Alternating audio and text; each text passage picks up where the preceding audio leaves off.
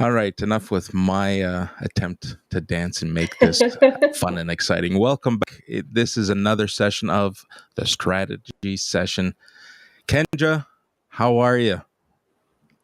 I'm doing well. I'm excited to be here. It's been a little bit since we have met on a strategy session, and I'm super excited about our guest today. I am just as excited. We made a pivot. We shared with our audience that we were going to step back and do the strategy session once a month. Uh, Not because we hated doing them, we love doing them. You know, it just became difficult to squeeze all these events and manage our business. So I'm glad that we got the support from our community. There was a lot of good sentiment and followers. So we're hoping that those who can join us live today miss us just as much as we missed being part of the community. All right, Mhm. so our guest today is a wonderful person who you introduced me to, and I'm excited. We're going to jump into this conversation, the bold question about what is your brand? What if your brand wasn't just seen but felt? Now, you and I are in the marketing space. We work in different verticals. Digital marketing. I got that customer experience lens. So it's for me, it's more cross functional. But we have someone, Beatrice, who's going to be joining us. And before I let her introduce herself, let me cue this up. Let's bring her design up. Beatrice, how are you? I am badass. You And are badass. Oh, we're gonna get censored here today. I get the feeling. It's like not the typical language we're used to, but we're perfectly fine with it. So, Beatrice, you taught me something earlier today. Uh, get connected. Get connect. Your last Mhm, name, and how mhm. fitting is that? The way it's pronounced. I would have butchered it. In fact, I butchered it before we went live, and I'm glad that you corrected me. Gut connect. Yeah, yeah. Good Love it. connections, good connect. I love it. Here, we're going to give you a little wow. While you introduce yourself, tell us a little bit about who you are and the community you serve, and we'll jump into the conversation. So, I'm Beatrice. I'm the founder of Badassery by B, which, I mean, if you look it up, I mean, yes, it has the connotations that it might be a negative word, but actually it just means doing things at an exceptional level. And that's the intention brought forward with what I do and help with businesses that have been around for at least a couple of decades. And it's very much about bringing them to be different, to be positioned as not another, but something on their own right, rather than creating something new. And I mean, the mission is to help 100,000 business owners to avoid rebrands because they end up doing a lot more damage than good in the common sense of the way that rebrands are seen, which is very much just a visual first and no actual changes. Well, we have guests joining us, and Andrew can agree with you. Beatrice, you're badass. Thank you, Andrew. So thanks for joining, Andrew. This is great. So share with me a little bit about how your business came to be. So we all have a story. We all have a narrative. How did your brand become so badass? Tell us the story. So part of it was, of course, COVID, which affected all of us, right? There's always something like most of the stories these days have COVID coming in somewhere there. But because of COVID, military coup, combine those two things, and I was out of a job. Well, I told the business owner, was like, hey, look, you know, you're paying me out of your own savings. Let's just put this on pause, and I'll hunt for myself. And while I was hunting, at a certain point, it hit me. It's like, instead of just helping one business, which, you know, at the end of the day, you might not achieve the possibility of change that you could. I want to help more businesses to be able to push back on these shoulds that we have. A big part of my why, the reason why Badassery by B exists, why I do what I do, is to help people push back against, this is what's always been done. This is how the rest of the industry do it. And that's done through that repositioning. So, Kendra, you're part of the boom era, the boom evolution. Yes. And now we got the badass evolution. How did the two of you come together? Let's hear the marketing story, and let's hear the LinkedIn effect, because I'm sure there's a LinkedIn effect here that brought the three of us together. Totally. So Beatrice does a lot on LinkedIn, just like the two of us do as well.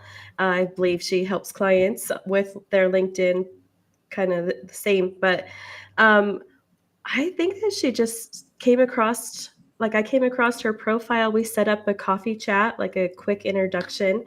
Found out that we both do podcasts. So she has a really great podcast, and I've been enjoying listening to that. My podcast is brand new. So we had a quick coffee chat, and, she was just encouraging me to keep going and just do it and really stand out. So that was amazing. And I just felt like it was a really great meetup. And then to triple the effect, she had put out that she was looking for a customer experience person. And I was like, okay, you need to meet Americo. That is great. And folks, in essence, we're bringing a whole dynamic to the conversation. We got three different marketers with three different perspectives, verticals, looks, and feels. We probably support different types of businesses, but this is what marketing is essentially part of. My mantra is be seen, be heard, and be remembered. Right, the remembered piece is that customer centric, that customer experience note at the end. But that's essentially what we're doing for our customers. We're helping them raise visibility, create awareness, and be remembered. So if someone's listening today, they may not be prepared or ready to buy from any one of us or anyone in the audience, but through engagement, through visibility, through all the activities that we do and help businesses do, we're helping them be seen. We're helping them create that visibility. We're helping them create their own brand persona, their voice. And that's what customers lean into, right? I want to take a moment just to see, before we get into the conversation, where are people joining us from? We have people joining us live. Some have already dropped comments. So thanks for those who are engaging. I'd like to try an exercise. You don't have to let me know who you are and what you're doing, but I'd love to know where you're joining us from. Let's see how far we've reached. Just drop in the comments, city, state, country, and let's see what happens to our live cam.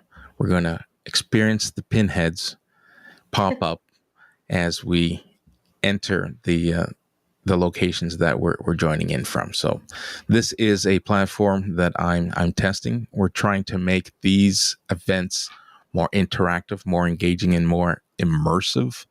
And that's part of the whole, seen, heard, and remembered.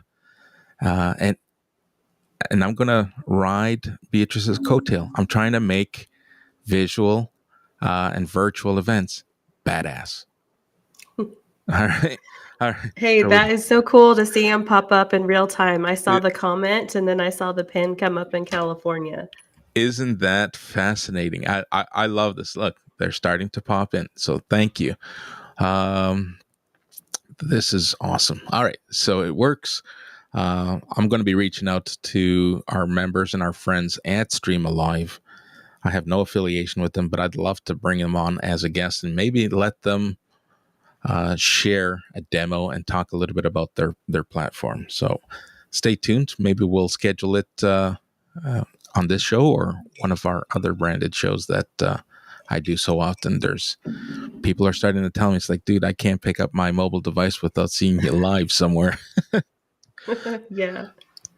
All right. Back to Beatrice. This is Beatrice's hour. Let's not steal her thunder. Let's talk to Beatrice and ask some fascinating questions. And please, by all means, if you have questions for Beatrice, please feel free, drop them in the comments and we'll answer or have her answer the questions. But let me start off with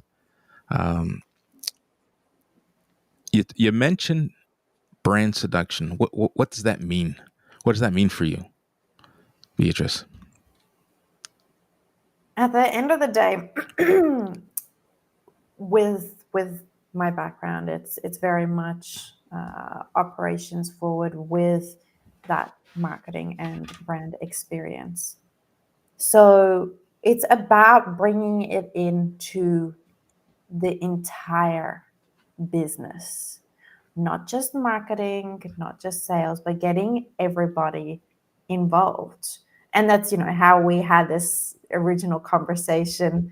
It was about the podcast, the Art of Positioning podcast, where we were talking about like, hey, how can we talk about the different aspects of implementing to help business owners to ensure that seduction is actually possible, right? There's no one, hey, let's just use this pack of hooks on your content. There's no one template, right? It's putting those pieces all together, one consistent voice, one consistent, like, okay, this is how we're going to be positioned in the market. This is what our message is going to look like to support that strategy. This is our customer service team to make sure that they're going to tell us, hey, this is our positioning.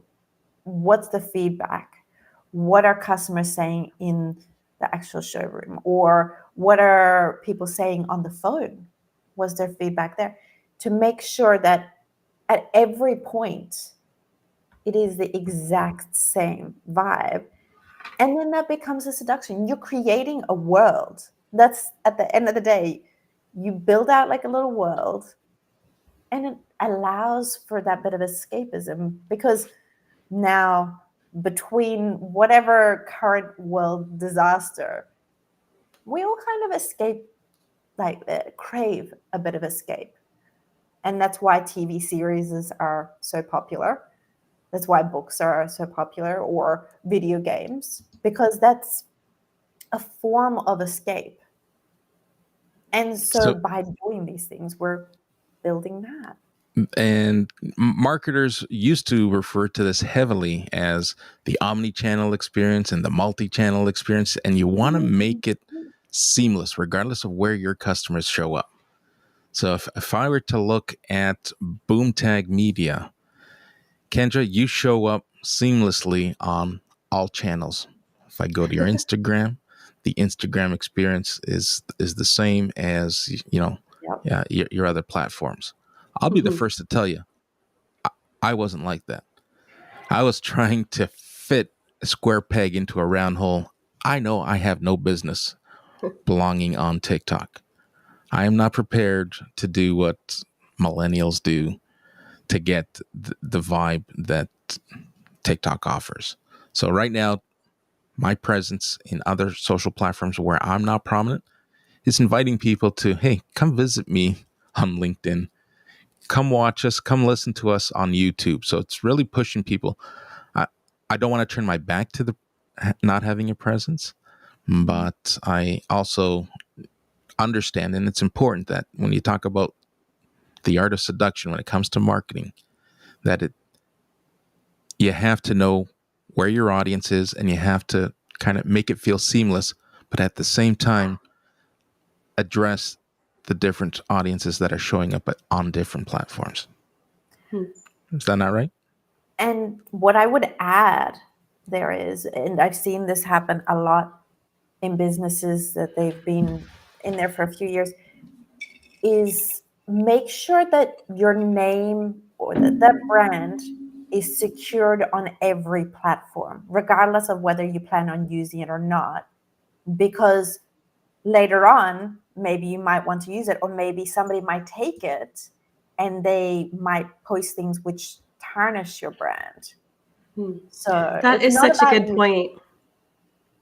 Yeah. And also, like when you have at the bottom of your website or on your business card or something to make it more seamless, if you can say, I'm at such and such on all these different platforms, and then give the little logo icons, and they know all they have to do is go to whichever platform they prefer and search at and put in that name to have it be like, instead of having a card that says, okay, on TikTok, I'm at this, and on Instagram, I'm at this, and they're all different, that creates a much more fluid brand experience. So that is a really great point.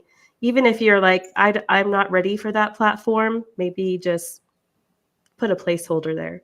Hey, just like I wasn't ready for email, and Kendra kind of opened me up and softened me up when it came to email. That's going to be a whole other show. I got new updates. I started my nurturing via email, and a lot of lessons learned. So stay tuned, folks. If you want to hear about my email narrative and my story, my failures and my successes, I'll be sharing that with Kendra in upcoming episodes. All right, so let's talk a little bit about logos, because logos play a factor. And if I'm going to blend in, be seen, be heard, be remembered, I can tell you the next time I see a kangaroo, guess who I'm thinking of? I mean, not just any kangaroo. It's got to have a baseball bat and shades. Like, it's got to be that one. So now we say this anecdotally, but there's some truth to it. Logos often, when done accurately, when done tastefully, depending on what your product and your brand stands for, a logo alone is enough and holds enough prestige and enough power that people know exactly who you are without having any words. Take it, for example, the Nike swoosh. Nothing says Nike, but if you see that swoosh, you know who it is, right? And then there are people that try to, I'm going to use the word saturate, try to make their entire strategy around a logo, but that's not what makes a brand. And you kind of lean and help businesses on, defying the need for rebranding. Let's talk about that, because I'm sure there's a lot of people who come to you and say, you know what, I'm thinking of giving my brand a fresh new look and feel. And can you come up with a logo? Well, it's more than just a logo. Can we talk a little bit about that? Yeah, you nailed it. It's to push back on that concept of the logo. It's not enough anymore, especially with AI, automation, all these things being so prevalent. And you're looking at Gen Z, Gen Alpha. They're coming, into the buyer market. They're coming into business. They're looking towards that human side. So in terms of looking to rebrand, like, that can be the most negative impact to your business and the longest in terms of recovery from that. Because if you've been in business for at least, you've been in business for a couple of years, you've started talking about your business, people started associating it in their minds. Now, what they've associated to well, that depends on what you've been talking about and how consistently you've been talking. But the moment you change that is the moment they get completely confused. And to Andrew's question about Jaguar, that it's a brand that they built up that association for decades. We know that brand. There's that association to elegance, to maybe cigars, to like that high end kind of living, like old school. And then suddenly overnight, they changed it. And I understand their reasoning, why they tried to do it. Their sales were dropping. They weren't reaching the younger audience. And so they were like, oh, let's just give it a fresh look. But that served to alienate their entire existing customer base, going, this is not who I am used to buying from. So you end up doing more damage to your market value, to the trust, to the loyalty, and to build that back will take years, if at all, depending on your business and how strong it is. Yeah, and it's sorry, go ahead, Kendra. Oh, well, I just was thinking of something kind of opposite direction, and I wanted to get your input on this. So I've seen some rebrands lately where the companies make a really big deal about updating their logo, and like they have this big reveal. I'm thinking of Kind Bar. I don't know if you have seen that, but they have a logo that's just like some stripes of color and says kind on the top. And they made a big deal about doing a logo rebrand, and like they drop the curtain and everyone's looking and like, what's the difference? What did you do that's different, and why are we making a big deal out of this? Walmart did something. Oh, Walmart. It's funny yes, how you and I were both on the same line, because I was going to bring the Walmart story where there's no difference. They changed the color saturation on the blues and the yellows, and that's all they did. Exactly. So I understand wanting to stay fresh, but from your perspective, what good is that doing? It's not. Staples as well. There've been a lot of brands that people have been sending me, and it's consistent thing, because the experience with the business hasn't changed. The biggest example that I can think of that everybody will know, Twitter to X. They changed the interface. They changed how it looked, just the visuals. The experience is exactly the same. Did they replace the word tweet? Are we still using? Are we tweeting? It's the point is that essence. If you're going to do a rebrand, in the sense of doing a rebrand, you're changing the direction of your business.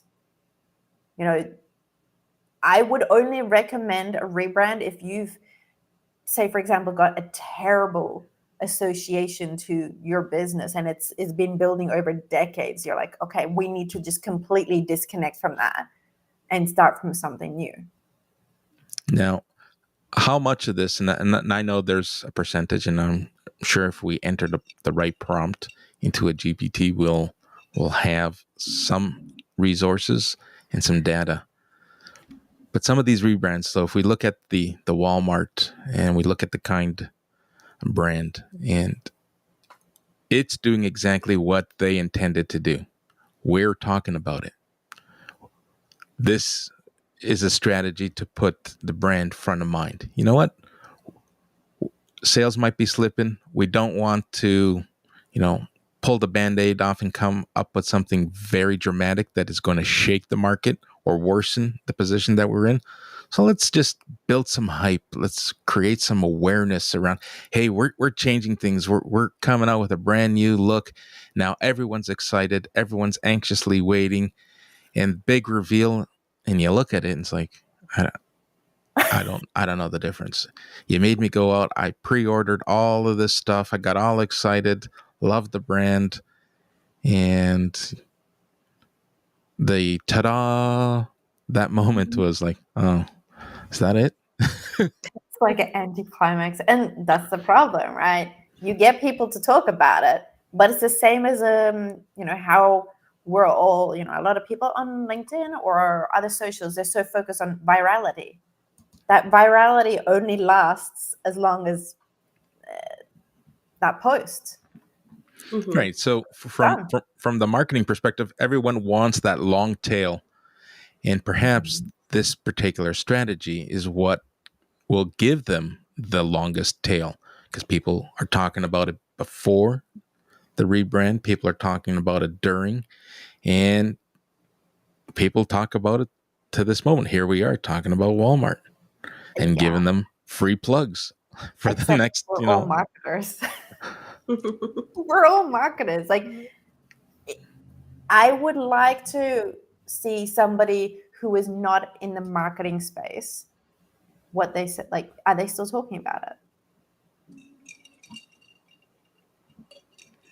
Absolutely. And you know what? There's more and more people are leaning into this whole user-generated marketing strategy, where they're not investing heavily on Twitter or X, because that was the platform to be. That's where you wanted to be seen.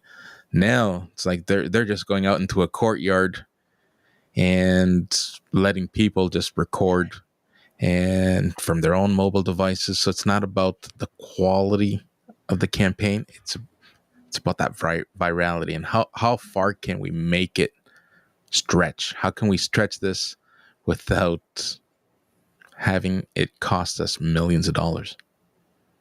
And it works. It is working. Look how many people are growing up. You hear kids doing it. You got adults doing it. Everybody wants to be an influencer of some kind, in hopes that they're going to see their shining moment.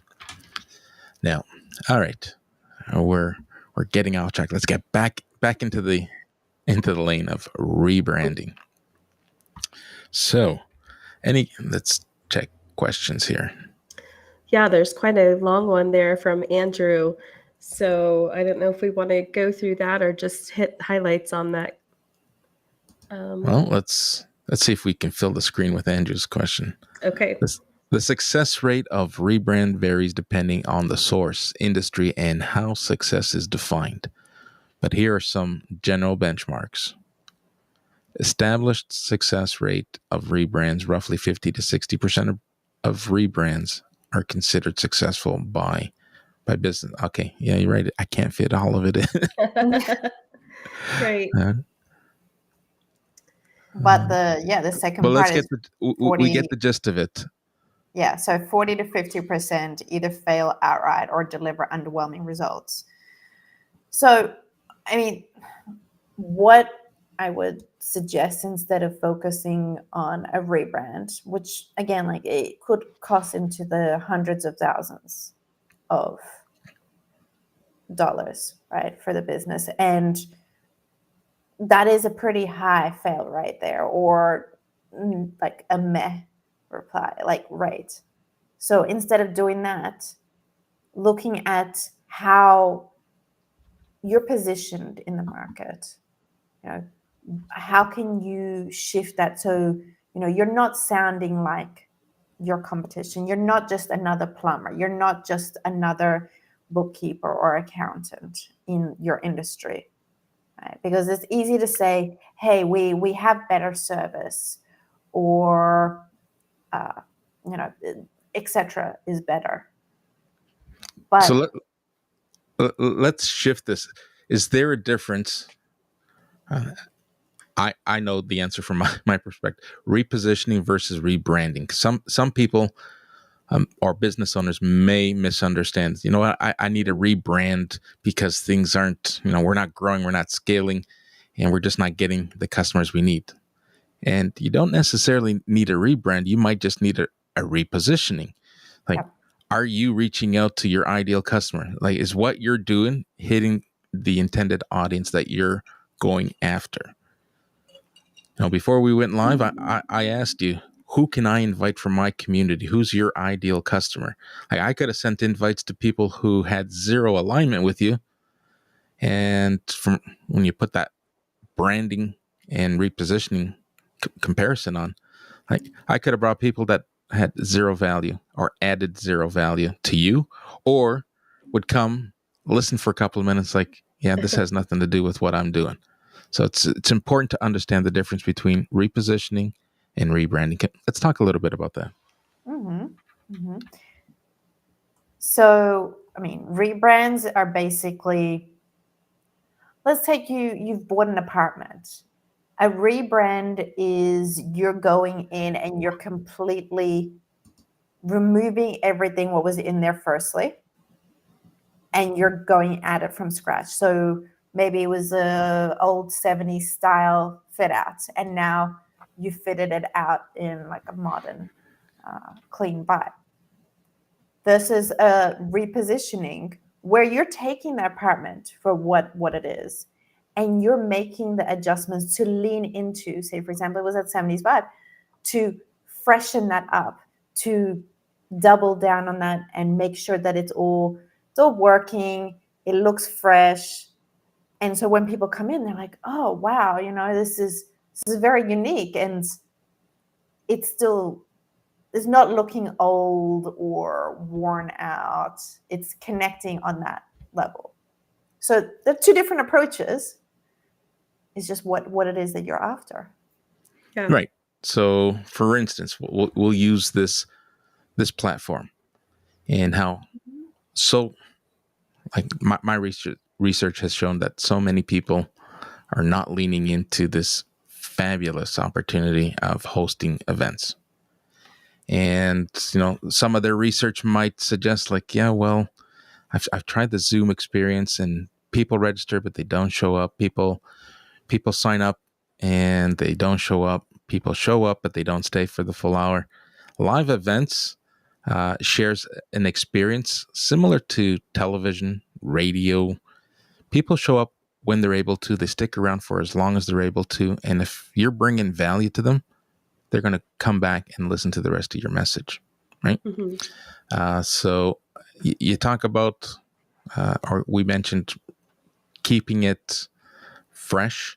You got to keep people engaged, and you're seeing it live here. I'm experimenting with different things so that we can demonstrate that rebranding isn't always the solution. You got to refine where you are in the marketplace and learn how to engage with your customers, with your community. So if, for instance, let's cue something up here. We have an engaged audience, which I love. Those make for the best shows because there's no worse feeling than for us to sit here and just read slides or have a conversation between us and no one else engaging. So I want to thank everyone who is participating, who is engaging, joining us team live. Even if you're joining on team replay, feel free, engage. Let us know where you're joining from. I do stay connected with comments. So drop your comments, drop your feelings, your emotions. Let us know if there's anything that we can do to answer your questions. I'd love to do it live. And if we can't do it live, we'll do it off the air. Most of the magic happens once we go off the air because we're starting to build a legacy. Each show, each event builds legacy, and people who come back to visit will want to know why Beatrice is such a badass and why the businesses that she helps and supports turns them into badasses. Kind of leaning into this vulgarity. It's like, I got to be careful here. Americo, I have a couple things I'd like to add. Yes, go ahead. So talking about the events when they first started, when we were on the audio only LinkedIn events, I loved that too. But I would always say it's like a podcast because I love podcasts, but you can show up live and you can ask questions and you can even get on stage and your voice can be heard as well. And sometimes we do invite people other than our planned guest up on the strategy session stage. Love that part of it. I love the interactive part on the screen. I think that this has just like quadrupled the effect of that. That's like a live podcast, which is just amazing. Yeah. And then go ahead. Oh, the other thing I was going to say about the rebranding or getting a new logo or something like that, Beatrice, I'd like to hear your thoughts. And I think that my business is a good example of this. But when a company adds a new service, for say, like the logo that's at the bottom of the screen was what we started with. And when it's right under my name on the square with just the bomb that says boom tag underneath. And we started as just a logo company. So that's all that we were offering people. But then we started to expand our services. We got into social media, email marketing, funnels, and some other things. So we were way more than just a logo company. We decided that was a really good time to rebrand. And so we went from just being called Boomtag to Boomtag Media, which you can see up backwards, of course, on the sign behind me. And we went under a rebrand at that time because the services expanded. So is that something when a company kind of undergoes some changes like that where it's okay to change up the look, the logo a little bit? So is it completely different? Sorry, I can't see it behind you because it's so small, but I can see the one Hold on, on let's the see if we can website. pull one up here. Okay. I mean, my question is it entirely different or is it just an adaptation? Mm-hmm. Yeah, I kind of tried to keep the same theme, the same feel. Yeah. Um, we added a tagline like the spark that makes your business boom. So everything was still very much the same feel as the original. So maybe it is what you were talking about with the apartment example, just like leaning into what we already had, but then showing that we could expand our offers. Exactly. That's what I would say, because the point is that you're keeping that core and adapting. And for any business, you want to be adapting, you want to be checking, okay, what is the response, how is the market pivoting, and especially now, we're looking 6 months from now where LLMs are likely not even going to be a thing, like it's going to change to something else. So being able to pivot doesn't mean that we're keeping our brand exactly the same, our message exactly the same. There's a danger in that. You want to be able to pivot. I'm just saying, don't go and just throw everything that you've built, what people are associating your brand to, just in the rubbish and be like, oh, let's try something new. Let's change from like a blue to like a hot pink. Well, here's a question from Andrew. I'm in the very early stages of setting up my company. Mm-hmm. I don't know if I really have a brand at the moment. Should I be leaning into who I am as a brand, even if I might scare people away? What are your thoughts? If you're beginning, I'd focus on working with people. The point is to get that feedback. I wouldn't be focused on your brand strategy. Yes, build a certain association, whatever that association that you want in the long term, but don't go and invest in a brand strategist. Don't go and invest in like getting colors and fonts and all these like things. Get that feedback, understand what it is that people enjoy working with you for, or what it is that making those initial pivots. And then once that's done, then you have some indicator of where you can double down on. Kendra, your thoughts? And it's okay if I you think don't. I don't want to put you no. on the spot. I mean, the only thought I have is not so much around like the colors, logos, and things like that. But if you're early in your company and you're wanting to get yourself known, just showing up as often as possible, doing reels and videos so that people can get to know you.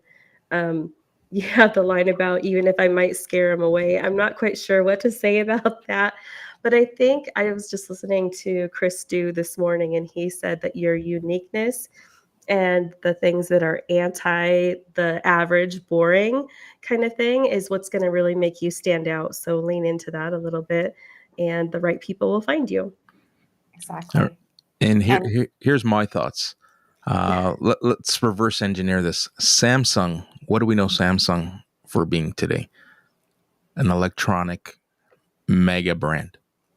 Samsung started off as a vegetable and produce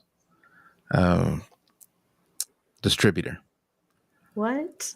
Yes, the That's furthest news to thing me. from technology. So understand and listen. We all go through this. It's part of our journey. We're going to have a moment in time where we'll believe that we can be all things to all people, and we will expand and we will contract and we will learn.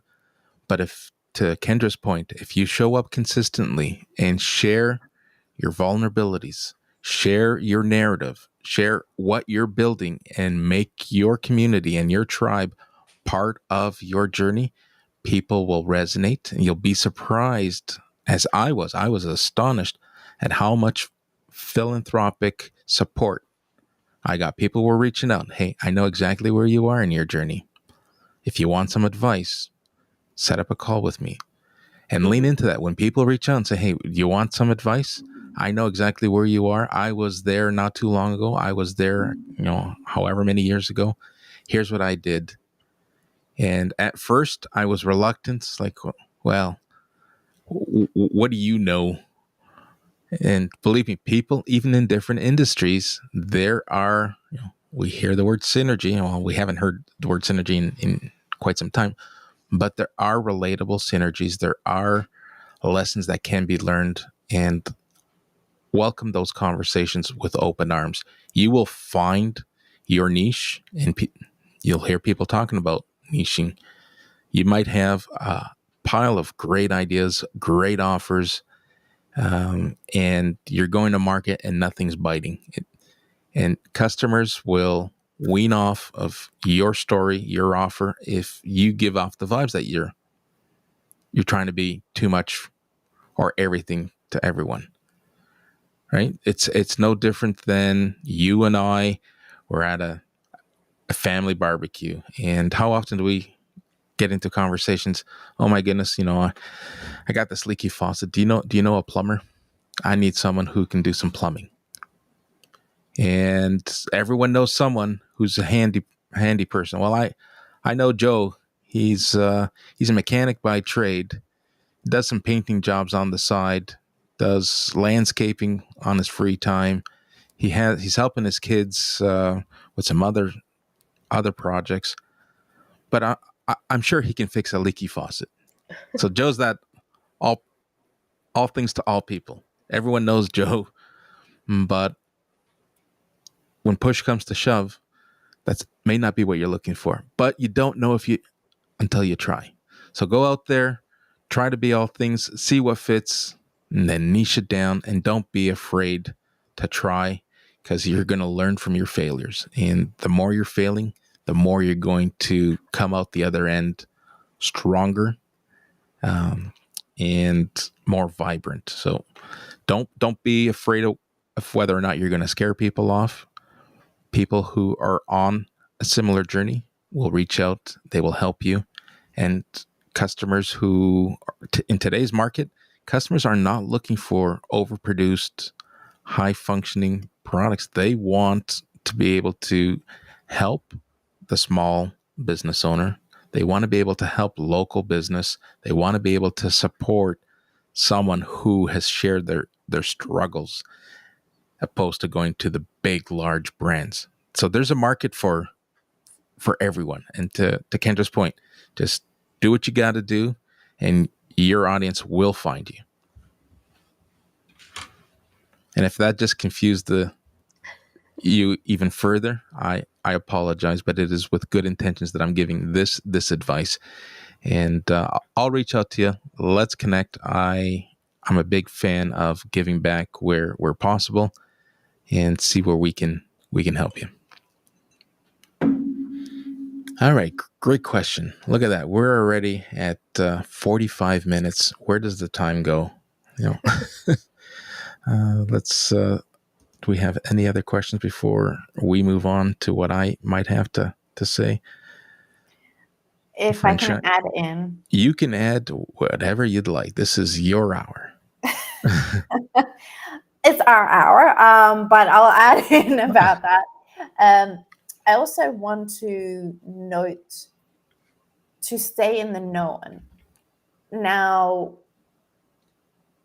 I don't mean like, do what others are doing in the industry, because that's not conducive to, growth, to standing out, right? But keeping the language to what customers or your intended customer will understand is important, while adding in those quirks. Keep the quirks, keep those little things that make your business that little bit memorable, but stay in the known. And even if it means looking to other industries for ideas, to stay in that known but keep things interesting. That's another approach. Yeah, absolutely. Keep things simple. You're bang on. I thought that offering more, I'm going to differentiate myself by front loading customers with information, because no one else is doing it. Everyone's got these simple hooks and these simple solutions.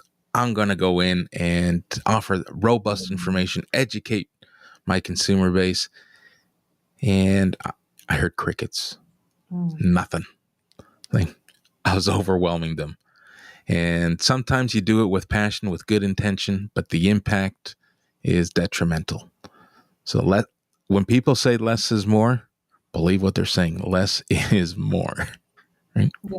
There's no need to overcomplicate it. I mean, we tend to overthink. This is the biggest problem. We're always trying to make things longer, make things worded more fancy, when we're kind of all in a rush. Our concentration levels are at the the lowest that they've been for a long time, unless it's something that we're like really oh damn, I'm addicted to this, and then sure, like then our concentration is longer. But using fancy words just because in high school our teacher was like, oh, you need to use a bigger word, you need to use more characters or more words. That's not going to work. No, not in today's market. When I bring on a guest or someone to talk on a live event, and I say we're going to talk for 60 minutes. What? You can actually keep an audience engaged for 60 minutes? Like, when you look at the research, the sweet spot for shorts, 15 seconds. That is not a whole lot of time and very little attention span. So I am proud and I am pleased when I take a look at the analytics for each of these events, and I see that the average watch time might be in the 8 to 10 minutes. Yes, someone might have stuck around for the whole hour and someone might have stuck around for 2 or 3 minutes. But when I compare unique viewers and attendees and compare it to total views, I can say with confidence people are coming back to continue watching and listening.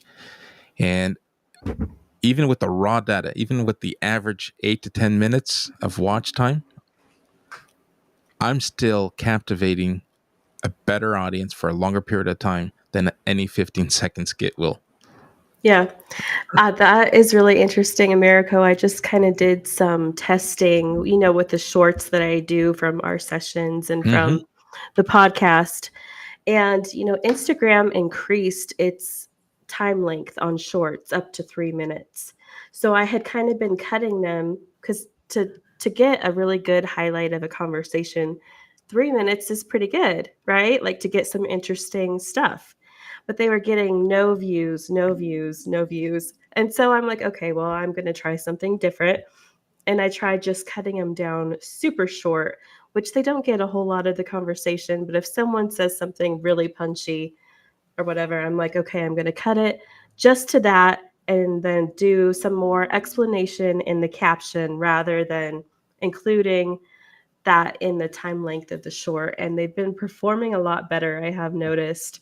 So the attention span thing, it's a real thing, but I'm glad that these sessions are at least engaging enough to have some viewers stick with us the whole time. Yeah, not only stick around with the whole time, but come back and continue to listen and reach out in some cases. Of course, we're always open to people reaching out more frequently, but that comes with time, right? What we're doing here, we're not pitching, we're not selling a product. This isn't live selling. This is storytelling. We are sharing our advice. We are educating our communities. And this, in essence, is going to captivate someone. It's going to resonate with someone. And just being here, the three of us, as our authentic selves, unscripted, unrehearsed, it's going to mean something to someone, right? And I hear that very often from some of our listeners and some of my community members, that the whole not sugarcoating things and keeping it just in plain language, I built it right into my business name. Journey Logic. I want to keep things logical. I want to keep things simple. Let's not overcomplicate it. Keep it logical. Now, I came up with a brand name and then didn't follow the advice that I built around it, because I started by trying to front load people with complexity and, industry jargon. You don't hear me talking about customer experience as much, because the only ears that was falling on were my industry peers who were just nodding their heads, which indicated to me that I'm talking to the wrong audience. If only my industry peers are agreeing with me, this isn't resonating with those who I wanted to resonate with, which brings us back to the complexity, keeping it simple. I now shifted the strategy. Listen, you're always learning. And I really love these events because we bring different perspectives from different professionals, different thought leaders, and we learn off of each other. And we even learn from our community members who engage and participate in these conversations. So now, seeing how we're at the top of the hour and we're trying to learn from each other, why don't we kind of shift into the what ifs, or the I'm not going to say speed round of questions, but let's dive into what Beatrice's thoughts are when it comes to shifting. So if you don't want, or you want to encourage people to stay away from rebranding.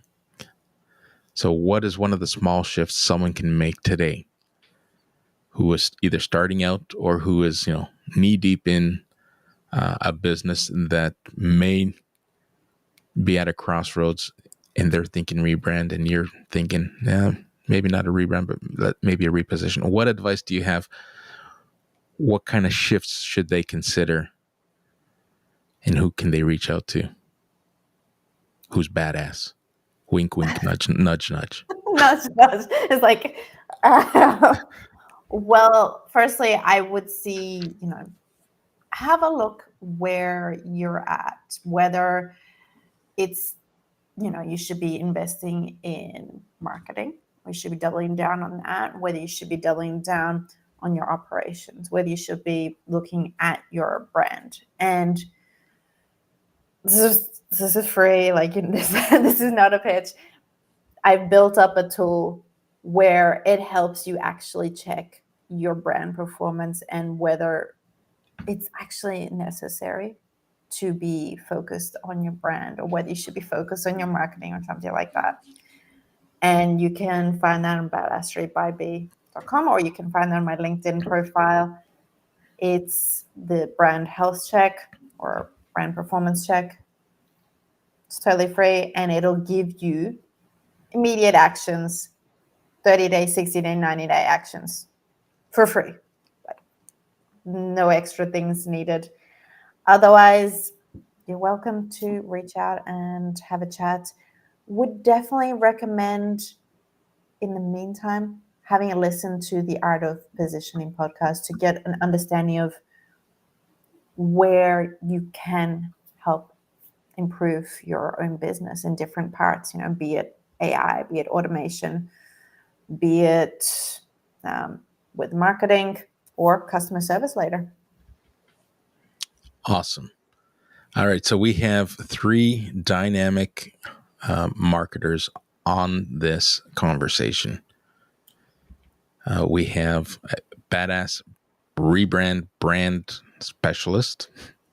We have Kendra, who is the Boom Tag media mogul, who is here to support in areas of digital marketing. And we have the virtual event marketing, not going to say specialist, just passionate about delivering good experiences and different marketing from a different marketing lens.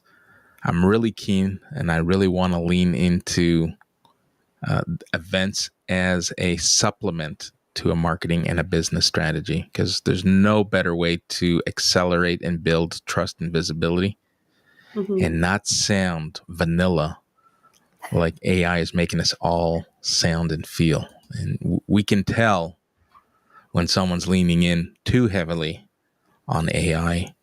Like, I'm not here to bash it. I'll be the first to put my hand up, say that I use it and I leverage it to optimize how I show up. But there's a tremendous opportunity to differentiate yourself. And all 3 of us offer a unique and dynamic service offering that helps supplement an entire business strategy. So that is the only plug you're going to hear from me. And it's a plug that applies for all of us. And I want to take a moment to thank you, Beatrice, for being part of the strategy session. I know it is late where you're at. So thanks for accommodating the time zone difference and being up late with us. Kendra, is it still hot in Casper, Wyoming? We have a fire on the mountain that's not that far from my house, really, but the fire is just making everything super hazy, smoky. So it's hot but cloudy because of all the haze. Yeah, so we similarly, we don't have fires nearby, but there's smoke coming from fires up north, and we got the same haze. It is and has been for the last 4 or 5 days, over 100 degrees here. It is sticky, ugly. Yeah. It is just, I can't wait, and we all wait and say to ourselves, I can't wait for the summer, can't wait for the hot weather. And then the hot weather shows us like, this is horrible. Yeah, well, I don't think that the haze and the smoke has been helping my cough at all. So thank you for being patient with me. Had to put myself on mute and turn around and cough a few times. So hopefully that wasn't too distracting. No, not distracting at all. Once again, let's get Beatrice up here on our screen and take a moment to not only thank our guest, but also thank those who attended and spent time with us here on Team Live. We had quite an amount of attendees register for the event. So stay tuned. If we're not connected, I promise I will reach out and invite you to experience what I'm building in my community. And I also promise that I'm not going to pitch slap you with what I do for a living, because that's important for me. And I totally respect my community. I'm here to nurture. I want to help others be seen, heard, and remembered, but on their terms, not just on my terms. All right. So, Kendra, how can people get a hold of you? But you can always find me on LinkedIn. That's one of my favorite places. But you can look for me at Boomtag Media on Instagram and TikTok, boomtagmedia.com, and check out my podcast called the Business Boom Podcast. Fantastic. So, top of the hour, once again, thank you, everyone. We're going to close the room, cue up some mood music, and see you all next time. And next time will very likely be a month from now.